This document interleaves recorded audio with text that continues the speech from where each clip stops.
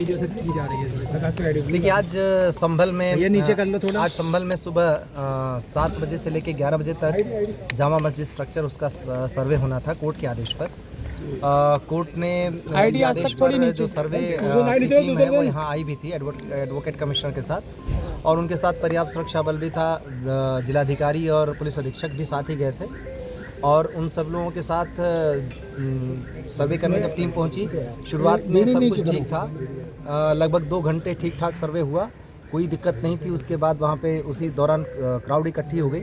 शुरुआत में वो लोग कुछ नारे वारे लगाने लगे। उसके बाद थोड़ी देर बाद वहाँ पे पथराव शुरू हो गया।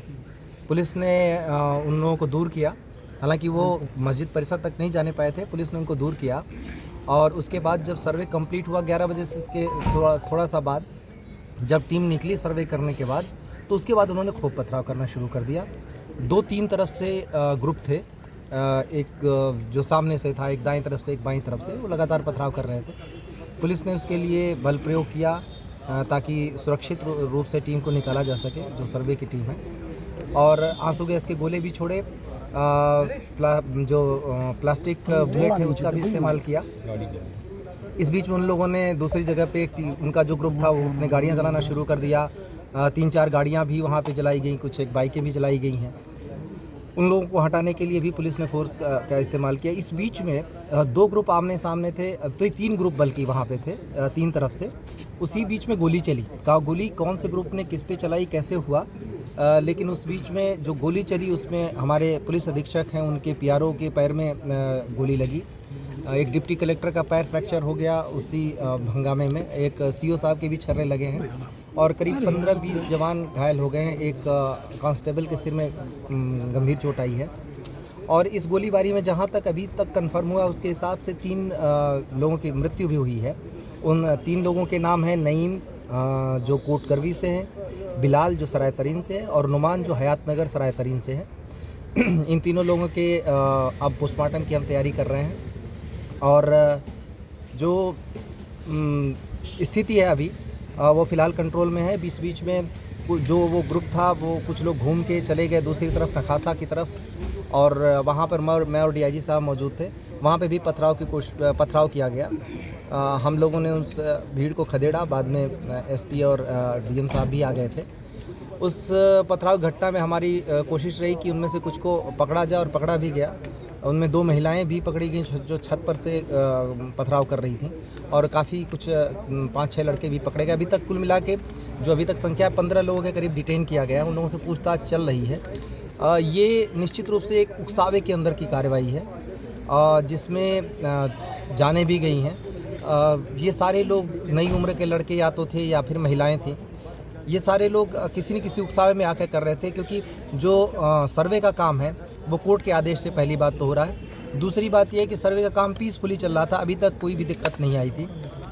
तीसरी चीज़ ये है कि सर्वे में कोई ऐसी चीज़ नहीं की जा रही है जिससे मस्जिद के स्ट्रक्चर को उसके साथ छेड़छाड़ की जाए, बल्कि आज जो पथराव हुआ उसमें मस्जिद के ऊपर पत्थर जरूर चलाए गए, क्योंकि वहाँ पे टीमें थी, तो मस्जिद पे भी पत्थर चलाए गए। मुझे नहीं पता मस्जिद को नुकसान हुआ या नहीं, लेकिन खूब जम के मस्जिद पर भी पथराव हुए, जो एक तरीके से देखें तो ये उनके धर्म के हिसाब से भी गलत है। सभी को समझाने का प्रयास किया जा रहा है। सभी जनप्रतिनिधियों से भी हम लोग बातचीत में हैं, और बाकी लोगों से भी बातचीत कर रहे हैं। अभी तक स्थिति नियंत्रण में है, पूरी तरह शांत है, और आगे स्थिति नियंत्रण में ही रहे, कोई दिक्कत न हो, इसके लिए अभी हम सभी ने रणनीति बनाई है। फोर्स पूरी तरह बाहर से भी बुला ली गई है, सभी जगह फोर्स मौजूद है, और हम किसी भी तरीके की घटना इस तरीके की अगर कोई करता है या उकसावे की जो कार्रवाई कर रहा है उसकी भी पहचान कर रहे हैं, और उसको भी हम जल्दी ही कानून के दायरे में। सर जामा मस्जिद के अलावा सर दूसरे इलाकों में भी जो सर पथराव हुआ है सर? हाँ, मैंने अभी आपको बताया कि जो एक एरिया था नखासा, जहाँ पे मैं और डीआईजी साहब दोनों मौजूद थे, वहाँ पे भी हुआ। वहाँ पे खदेड़ दिया गया। वहाँ पे ऐसी कोई चीज़ तो नहीं आई कि कोई इंजरी ऐसी चीज़ हुई हमारे जवानों को ही जो पत्थर से लगा, लेकिन हमने कुछ लोगों को अरेस्ट किया। उसमें 2 महिलाएं भी थी जो छत पर से पत्थर चला रही थी, उनको भी अरेस्ट किया है, और हम उस पर आगे की कार्रवाई कर रहे हैं।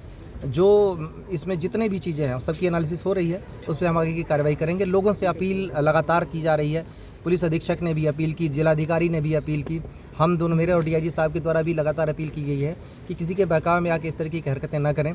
इससे जीवन को खतरा तो है ही है, शहर के अमन को भी खतरा है और सबसे बड़ी बात है कि इसमें से कई लोगों का भविष्य बर्बाद हो जाएगा। तो बेहतर हो कि कोर्ट की कार्रवाई कोर्ट के थ्रू जरिए ही रहे। कोर्ट में अपनी बात सबको रखने का अधिकार है और मौका भी है।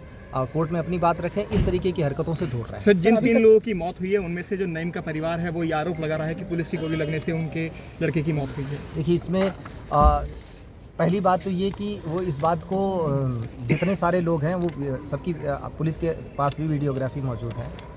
जितने सारे लोग वहाँ आए हैं उसमें पथराव करने आए थे। इसके बाद पहली बात जो ये अगर इस बात को अगर मानते हैं कि उनका बेटा पथराव करने गया था या कोई भी व्यक्ति वहाँ पथराव करने गया था, उसमें क्या अनटुवर्ड्स इंसिडेंट होते हैं, ये पहली बात को जिम्मेदारी उनको लेनी चाहिए। क्या वजह थी जिसके लिए पथराव करने की आवश्यकता थी, कौन सी आपदा आन पड़ी थी, किसको किसने क्या किया या पुलिस प्रशासन ने क्या किया, पहले तो उनको ये देखने की ज़रूरत है।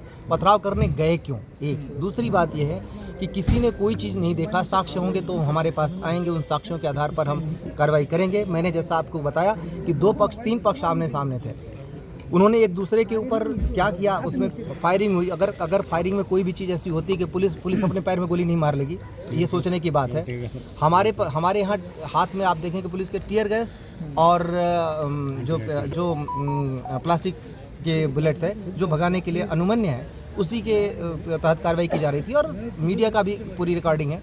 तो उसमें जो कोई किस आरोप लगाने से पहले ये सोचे कि और पूछना चाहिए सबको सवाल कि उनके बच्चे, उनके परिवार वाले उस जगह पे पथराव करने क्यों जा रहे हैं, क्या वजह आ गई, क्या हो रहा है ऐसा जिसकी वजह से उन्हें पथराव करना चाहिए। तो सबसे पहले तो सवाल सोचने की ये है, कोई भी इस तरीके का इल्ज़ाम लगाने से पहले खुद को देखे कि कोई ऐसे ही धर्म का काम करने नहीं जा रहा था, कोई पुण्य का काम करने नहीं जा रहा था, किसी के मदद करने नहीं जा रहा था, पढ़ाई करने नहीं जा रहा था, नौकरी करने नहीं जा रहा था। पूरे शहर को इन लोगों ने आग में झोंक दिया, झोंकने की कोशिश की। हाँ, हमारे सारे जो जवान हैं अपनी जान की परवाह किए बिना उसको झेल रहे हैं, देख रहे हैं। अगर ऐसा ही होता कि पुलिस को गोली मारनी होती तो बहुत सारी वजहें थी कि 2-2, 3-3 जगह पे हुआ और जिस तरीके की चीज़ें थी, अगर गोली चलाने का रहता तो गोली चलाते।